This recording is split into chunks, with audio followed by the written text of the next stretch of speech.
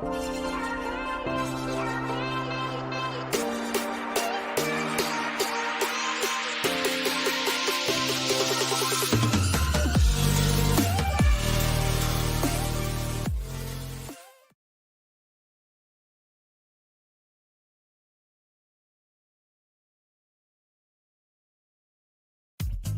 Thought Media Network is pleased to present The Inclusive Church, Ideas and Resources for Leaders of Multicultural Ministries.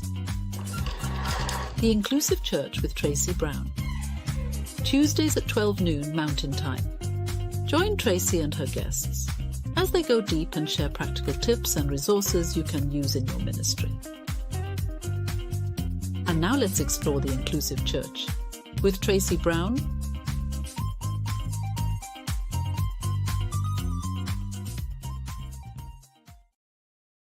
Hey everybody, Tracy Brown here, just swinging back and forth to the music. Woo, it's Tuesday, a little bit afternoon Mountain Time, and that means it is time for the Inclusive Church. And today my featured guest is Dave Perlowski. Before I jump over to a conversation with him, I always like to do a reminder for myself and for you that when we say inclusive church, we are reclaiming the word church as not a piece of property, not a building, not four walls, but the church is the people who gather together to learn and explore and practice and teach shared spiritual principles. So yes, I could say other words, but I consciously and intentionally am reclaiming the word church to connect it with people. And the Inclusive Church show is about people who are leaders in ministries that are multicultural, multi-ethnic, multi-generational, or at least you want them to be. And then the other thing, reminder that I always really, I guess I don't have to remind myself, but I like to remind everyone else that throughout the conversation today, you'll hear me refer to leaders in our spiritual communities, or leaders who want to be inclusive. And while I do hope that every minister is a leader, I use the word leader to refer to anyone and everyone who has a role in making sure that that church, that spiritual community continues and fulfills its mission. So yes, that could be and should be ministers and anyone who is licensed, like a chaplain, a practitioner, a licensed teacher, but it also includes, and in my mind, it most importantly includes our laity, our lay members who are every week in and week out, holding up and providing the resources, whether they're human resources, financial resources, idea resources, but providing the resources that makes your church relevant and sustainable. So with that reminder, it's really the perfect lead-in to introducing my guest for today, my featured guest for today, because when I think of people who are laity members, who are members of the community, but are not ministers, are not in some role that has been, requiring specific training in order for licensure to happen. Dave Perlowski is one of the people that immediately comes into mind visibly, like the picture of his face and his smile and his musical instruments behind him on Zoom. Like that comes into my mind immediately because he is a consummate example of a lay member who steps into the role of leadership. Now, if you are a regular viewer of the show, you know that I usually can tell you 20 minutes worth of information about my featured guests. But because I want us to get into the conversation, my style, my pattern is to just pick 3 random things about my guest. And then when I bring the guest on, I will ask if there's anything else they want you to know about them. So 3 things that Tracy knows, 3 random facts about Dave Perlowski. Fact number 1, I mentioned instruments, and Dave is a very experienced and talented musician.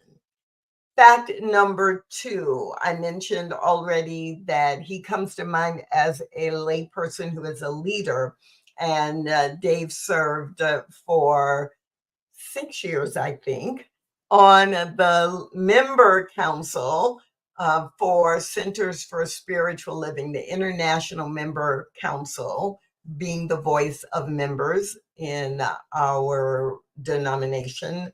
And then fact number 3, oh my God, it's so hard to choose. Little known fact number 3 is that one of the careers Dave successfully completed, although I don't know if you ever complete this particular profession, but as a successful professional in residential real estate, Dave has a lot of experience there. And those are my 3, because I was getting ready to give you another one, but instead I'm just gonna bring Dave forward. Hey, how you doing? I'm doing great, Tracy. And thank you. Boy, what an intro. Thank you so much. It is so good to be here. Well, there's so many things I could say, but so before we dive in, is there anything else you want people to know about you in the context of what we're going to talk about related to inclusion in spiritual communities? Oh my gosh, Tracy, there are just so many things. My background is pretty varied.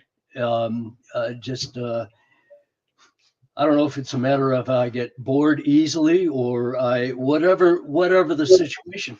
But I just I have enjoyed doing an awful lot of different things over the course of my life, and I always wake up the next day and see what else can I do? What other trouble can I get into? I always find that good trouble. Well, I think you and I have that in common, if nothing else. But really it is. And I have observed that about you, that you're always asking the question, what's next and what's good? Like, not what's next for me that's going to make me look important or, be important, but like, what's next? What's our next project, or what's the next thing we can do to demonstrate commitment to our values or to who we say we are? And so if I ever introduce you again, that'll probably be the one. Dave is someone who's always looking at what's next, like doing what I have to do now and preparing for what's next. It makes life a lot more interesting. I for a long time in my life, I was very complacent. You know, get up, go to work in the morning, come home in the evening, sit down, have dinner, go to bed, and and I'm sure we'll get into my spiritual path and how that might have gotten a little bit off track at some point. But now that I'm back in alignment, life gets interesting, and I've had to retire from real estate for physical reasons. I've had to retire from music for physical reasons. However, I'm not retired from life yet.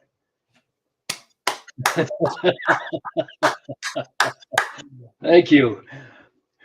I miss the applause from being on stage.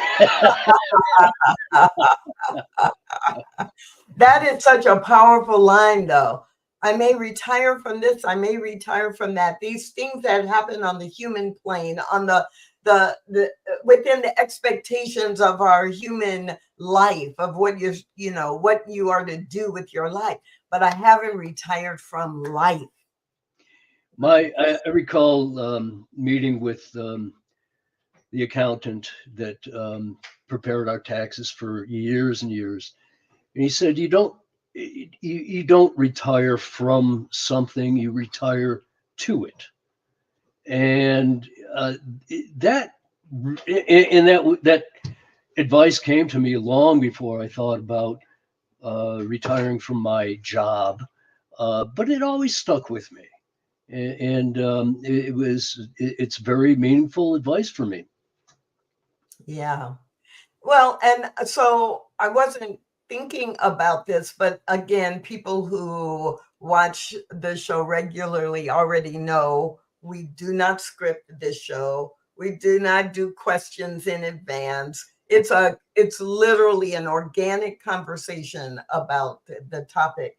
So as you were saying that, it made me think, when we are thinking about and talking about inclusion in our spiritual communities, I haven't heard a lot of people talk about the aging population in our spiritual communities from the perspective of, are you paying attention to what people are retiring to?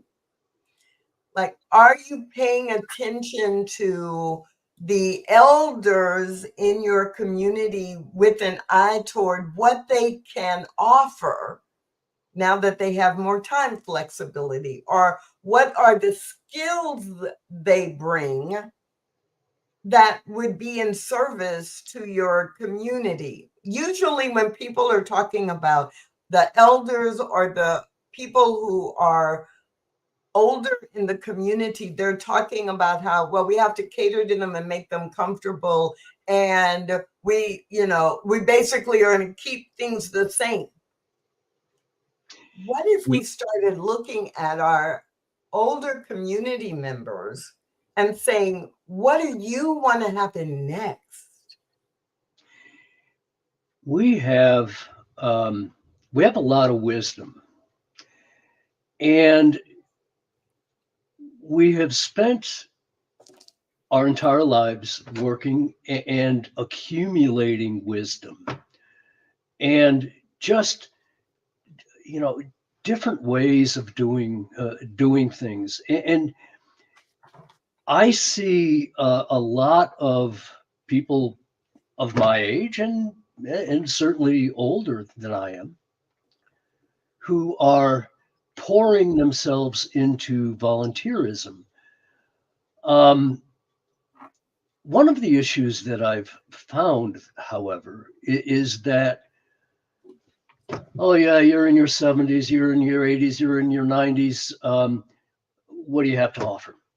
And so we tend to, I see a trend to exclude them, and for myself, I don't put up with that. You know that I don't put up with that. And if somebody tells me I can't do something, by God, I'm going to do it better than you ever expected. But I really believe that if we tapped into the talent that our aging community, and if you've been into any church, or a majority of the churches over the last 10 years, there's a lot of gray hair there. And yet there's a lot of experience, a lot of practical experience. I have a background in background in education. I taught English for 6 years, and teaching English to boys and selling it to boys was made me a very good salesman, I guess. And so I went into a career that kind of catapulted me into national sales management for a multinational company. And I learned a lot of stuff and a lot of ways to do stuff. And the challenge that I've had since I've retired from that and into volunteerism, challenge I have is others in authority positions saying, "No, we got this. Don't worry about it." And like I said before, I don't put up with that. If you tell me I can't do something, I'll find a way around it. And I've lived a career by never asking permission, but begging forgiveness when I do stuff. So that's pretty much me. Well, and when it's necessary to do that, and I think like we and I have watched you, like we're always balancing, right? We're always balancing. We have something that we're ready or need to or see that we can offer, Mm-hmm. and we offer it. And if it is, that's different from when the wisdom, I love that you use the phrase tap into the talent. And we believe that with every age group, but definitely tap into the talent of those who are older because they have seen more change in their lifetimes and had to adapt to more different conditions in their lifetimes, that it is a natural way of being, right? As they have raised families, or just as in your case, having different careers and having to adapt to different industries. Like, it's not that you've seen every situation, but we can do so much more if we tap into the talent that is available. And so I didn't actually think at the beginning of this conversation, or as we were getting ready to be in this conversation, that we were going to talk at all really about generational value. Mm-hmm. But it is one of the places where many of the communities in New Thought are facing a challenge. There are plenty of people who are older, and there are very few people who are young adults in their 30s and 40s, maybe raising children, but definitely at a different stage of life. So do you have any ideas about how we not so much just recruit younger people, but bridge the gap? So if there are younger people in the individual community, how do we get the older adults and the younger adults really working together and not ignoring each other? That's a great question, Tracy. I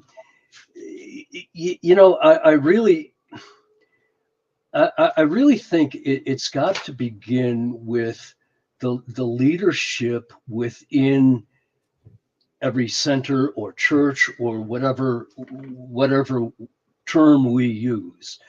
And leadership has got to get out of the frame of mind that okay, I've got this core of volunteers who I trust and who I know will do the thing. And boards of trustees, boards of directors, whatever.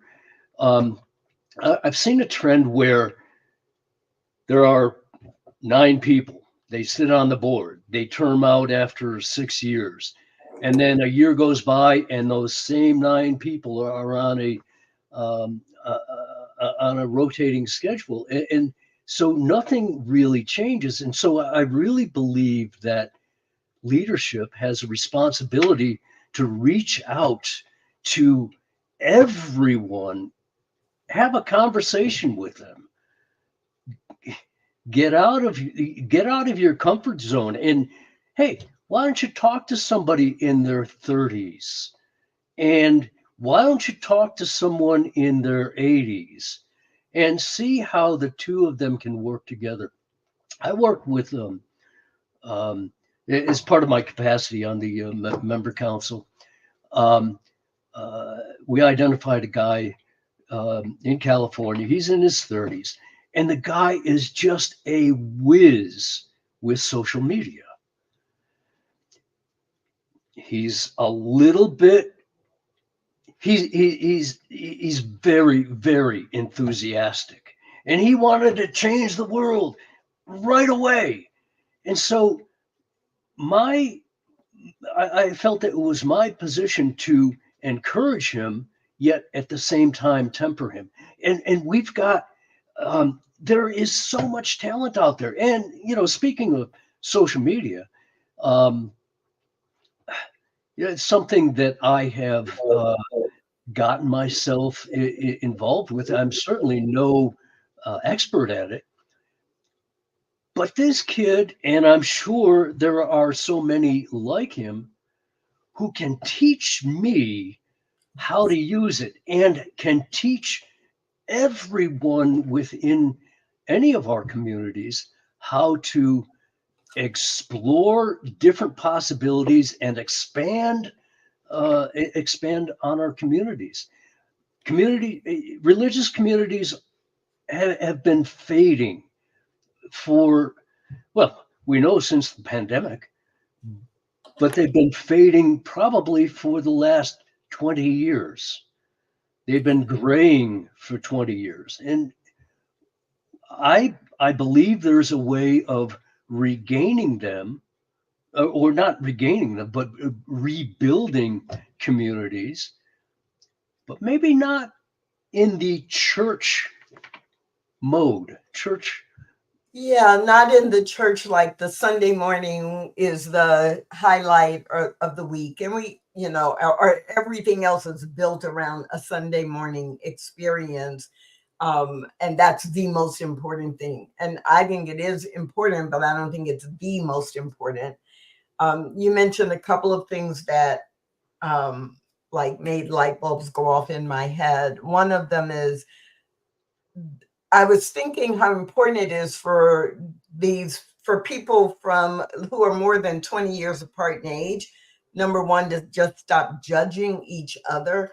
But then when you gave the example of the enthusiasm and wanting to change the world right now, it's like, yes.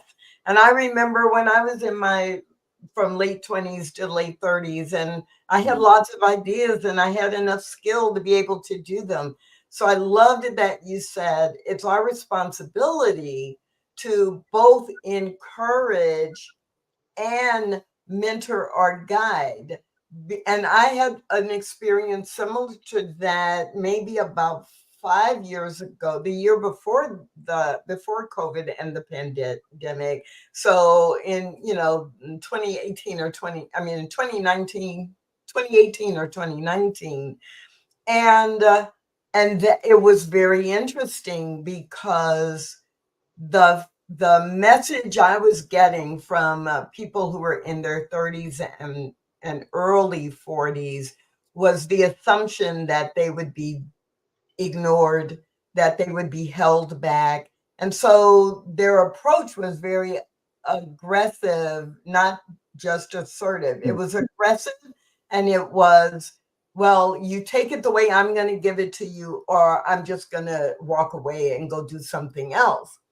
And so I do think that it's important for those of us who are older to recognize that's not individual personality.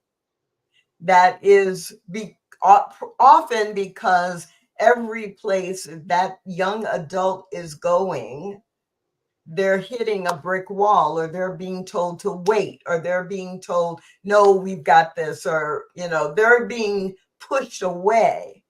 So we have to develop the skill to be able to have the kinds of conversations that say, yes, let me validate what is really good about you and about the skills you are bringing.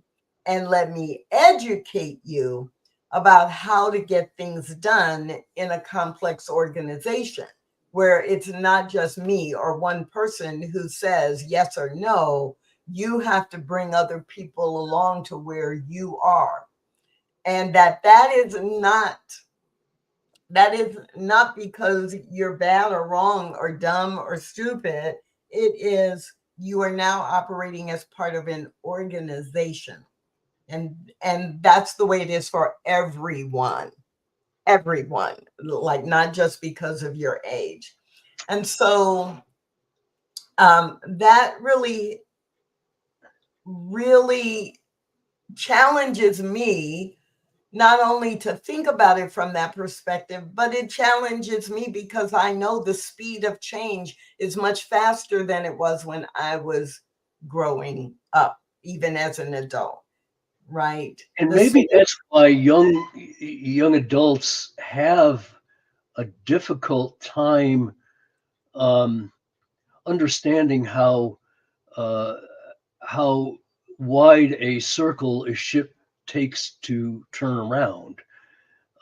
Any organization with organizations, and I had a hard time understanding that when I was in my 30s. It's so simple. Why doesn't this happen today? Let's just do it. Exactly. And I think it does take a little bit of skill to help nurture and nurture an understanding for the reality of things. We can change things in our life immediately. Organizations, not so much. I'm sorry, Tracy. Go ahead. You had something. Yes, and I stopped to listen, so now I have to go pull it back. So I know two things went through my head. One was, and maybe part of now that I'm in the older category, it's funny, I've spent a few decades in the middle category where I was very much patient and paying attention to culture and adapting to that. And now I'm in the much older category. I'm like, I am just like the 30-year-old or the 25-year-old. I want the change to happen now because I don't have 25 years to wait to see it happen. I want to see it happen in 3 years or 5 years, or I want to see indicators of change in the next 6 months, right? Versus saying, oh yeah, well, 6 or 10 years from now, it'll be different. And so, everything kind of goes through these cycles. And so I'm laughing at myself because I guess I resonate more with the folks who are 25 to 40 in that regard of let's see the change happen. Like I grew up in Missouri, the show me state. You got to show me that you're serious about doing things differently in order for me to get on board. Mm-hmm. And at the same time, I am deeply skilled in being able to see how, as you phrased it, how in order to turn the ship, it's beyond one person or 5 people making a decision. You've got to engage many different voices and get many different kinds of people committed in order to actually move in a significant way. I couldn't agree more, Tracy. And don't sell yourself short on your age, because you are an exuberant 30-year-old in my mind. I would never go back to that. No. So something you said also triggered this question in my mind, and I was really glad to see that someone actually put a similar question in the comment. So, regardless of age and generation, so let's move away from that. Like when we're talking about having communities that are inclusive, but the senior leadership or the core council or the senior minister or the chair of the board, when there are people who have authority, how do you what ideas do you have for getting them to listen and pay attention to the information from people from different generations, or simply people who have a different perspective? And it's not even based on age. It could be, as a Black woman, I show up and I've had some experiences that make me know that I can suggest these 3 things that would make a difference and would progress our church. Or someone might come forward and say, and we have had this in our spiritual community, where someone is transgender, right? They are coming forth with, hey, you really want to think about, or, you say you're inclusive or you want to be inclusive, then maybe you should have gender neutral bathrooms. But the senior leadership is like, oh yeah, but no, we're not ready for that. Or, oh no, I'm not comfortable with that yet. Right. So what ideas do you have? What tips can we share with people to think about, if you're a leader, a senior leader, or someone in authority? How do we get them to pay attention to the information that's being provided by someone who is different from them? I said earlier, Tracy, that it has got to begin with a conversation. I think it is incumbent upon everyone within a leadership capacity to talk to as many people as they can. As a salesman for, I don't know, most of my career, I lived by the adage that you can never know too many people. And how do you get to know people? Go up to them, ask them a question, and listen. Ask from a church's or community's point of view. Everyone within leadership has got to be a champion for that community, and talk to every single member, regardless of their age. Ask them what do they do for a living? What did they do for a living? What are your talents? I've got a talent that is now carrying me through this phase of retirement. Started out as an English teacher. Hey, I got a talent to write, and so I'm doing a lot of writing for content writing for manufacturers, and so those kinds by discovering those talents, and by inviting people into that circle of volunteerism. What talent can you bring into our community that can help our community grow? I would say that's probably the most important thing. I was in a community that regularly had roughly 1,600 people come to Sunday service.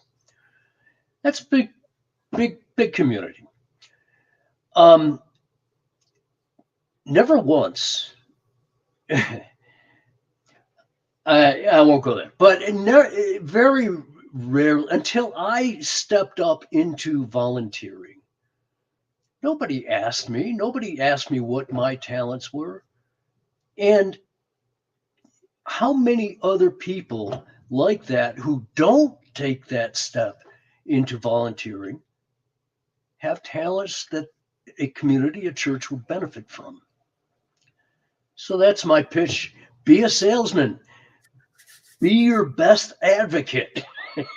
Well, and if that's not your skill, and you're a leader in a church, then find 3 or 4 people, or 20 or 30 people, but find some people who do have that skill, that they are willing to just talk to a variety of people, and then let them feed you. Here's, I found 4 people who have this talent and we can bring them in. Or I found, one person that we've never had anybody who could do this before. And, as you're doing your planning, you start expanding what you offer. And I think this also does relate to kind of the way the question was framed, going back to what you said earlier about so much depending on, the senior minister or the senior leadership. There's got to be a commitment, right? There must be a commitment for inclusion to become part of the fabric of that community. Because if that commitment is there, even if that commitment is there, one person can't totally stop it.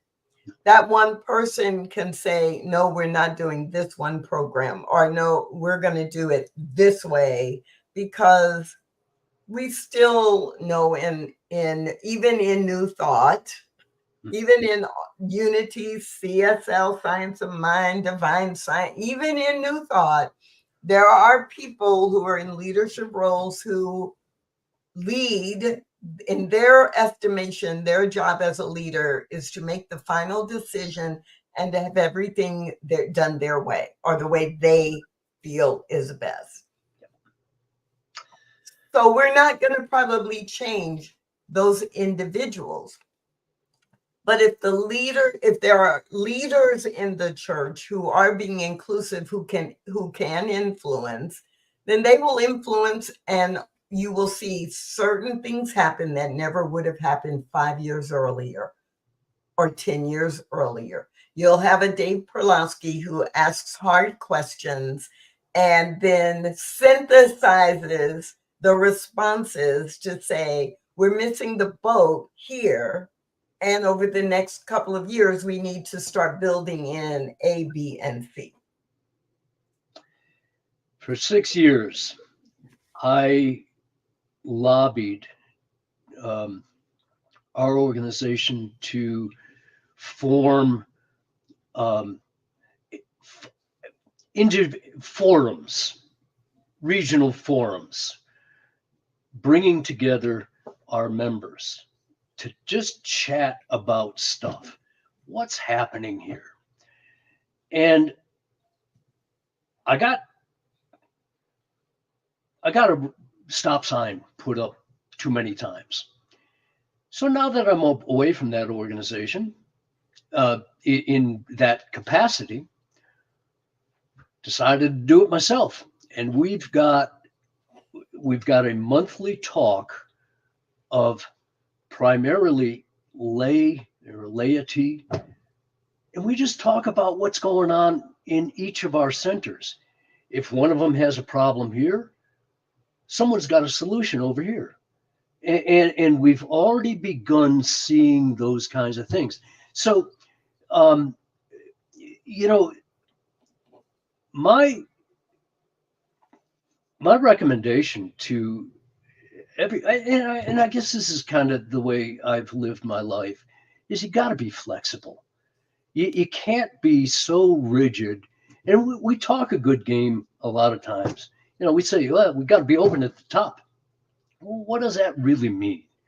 It really means that you got to be open to possibilities, because Spirit is always giving us these gold coins of possibilities. And we just got to use those and spend them as they are given. And we'll be a lot better off for it, I think. I'm smiling because my observation over the last 20 years is that people will use the phrase that Ernest Holmes, wrote, how important it was to be open at the top, and have used it in so many different ways. And so anytime anyone says it, like, my brain goes on high alert, like, okay, what example are they going to use and how are they going to use it? And I don't have any problem with the way that you used it, but here's the way that I have come to understand and apply that phrase. And I went back and reread, what Ernest Holmes wrote and the context within which he wrote it. And open at the top does not mean we change spiritual principle. Open at the top does not mean that we just get to do it our way. Open at the top means that the form, right? The form or the process used to live, to deliver, teach, and live the never changing spiritual principle will change. And if we're open at the top, we're allowing not to change principle, but to apply it or to create structures that allow us to teach it in different ways. And so I love what you said, that, right, it's people are going to have ideas about how to share the information, how to teach religious science, or how to teach unity principles. And so just because we taught it that way for 10 years or for 50 years doesn't mean that we will teach the same thing. The content will be the same, but the format will be different, or the framework. So yes, we will bring people together in different ways. It's one of the reasons I am reclaiming the word church, because I just got tired of people saying, well, I don't go to church, or don't call us a church, as if a church was a bad thing, right? And it's like, no, it's a place where we come together to learn and to share and to practice and to teach our spiritual beliefs. And we are committed to each other, learning and practicing and living it. And it doesn't mean, right, what a lot of people think it means. And it doesn't have to be a bad word. We get to redefine it, not the word itself, but how we engage with the word. And also the message that we send out to our communities, our secular communities, about who we are. And I think a lot of our churches do hybrid services. They live stream it, and whatever. I've often thought that we do a really good job of preaching to the choir, and we don't deliver appropriate messages out to those who might be interested in it. And that is kind of my pet project right now, is how do we create those messages? Because we've got principles, we've got tools that make life a lot easier than if we didn't have them. And how many people would benefit from having those tools if they only knew about it? So let's spend our last 5 minutes there. The last 5 minutes talking about, if we're truly going to be inclusive, that means we are going to be inviting people who are not a part of our churches right now. Yeah. So what tips do you have for, or what comes to mind for you as things for us to think about if we are leaders in spiritual communities and we want to get our message about new thought out beyond preaching to the choir? Glad you asked. I am really digging into social media marketing. I'm reading a very interesting book by David Merriman Scott called "The New Rules of Marketing and PR." It's already in its 7th or 8th edition, so it's been around for a while. One of his focuses is upon our behavior like a publisher. What does a publisher do?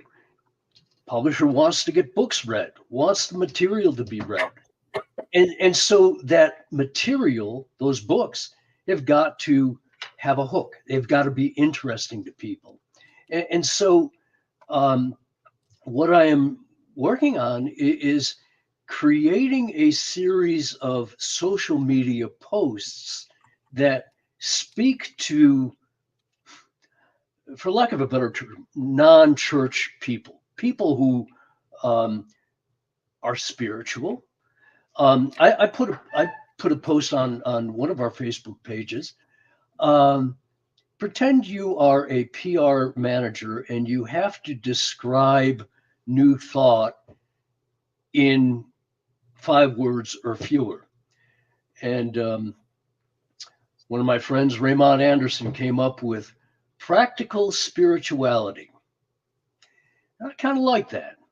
It speaks to what we're doing. It is inclusive. It doesn't exclude anybody, but it kind of says everything that we are. I'm not entirely happy with it. I think there are a lot of other messages that go along with it, but that one kind of stuck. Yeah, I like it too. And I like that the idea that all of us should be able to, or could, all of us have the opportunity to practice. How would we explain what New Thought is, or what Science of Mind is, or what CSL is, what unity is? We all have the opportunity now to practice how we explain that without any jargon to someone who is not already a part of our organizations. And maybe that is one of the things that we can begin to connect with the idea of being inclusive. The language we use to talk about who we are cannot require special codes, right? Or special glossary that no one can understand until they have been with us for 3 years or more. So finding that balance, we're going to have to wind down here, but boy, that was quick. Yeah, it goes so fast, and there's so much we didn't even touch upon. So I'm not asking for your answer now, but I will be sending you an invitation to come back on the show in about 8 to 10 weeks, and then we'll pick up from where we are ending today. You know my answer. Thanks so much, Dave, for being with us. And we'll see you back here on the Inclusive Church in a few weeks. I love you, Tracy. Thank you so much. and everybody else. That's today's show on the Inclusive Church. I hope that you got something that you can think about as a result of our conversation today. You know already, if you want more information about me and the work that I'm doing around inclusive churches, please visit stainedglassspirit.net, where you will find the intersection of diversity, inclusion, and spirituality. And throughout the month, we post quotations or links to videos and other resources that will help you become the stained glass leader that you aspire to be. I hope that you will join us again on Tuesdays at noon Mountain Time. And that's it for today's show. Thanks for watching The Inclusive Church with Tracy Brown. Join us again next week at 12 noon Mountain Time.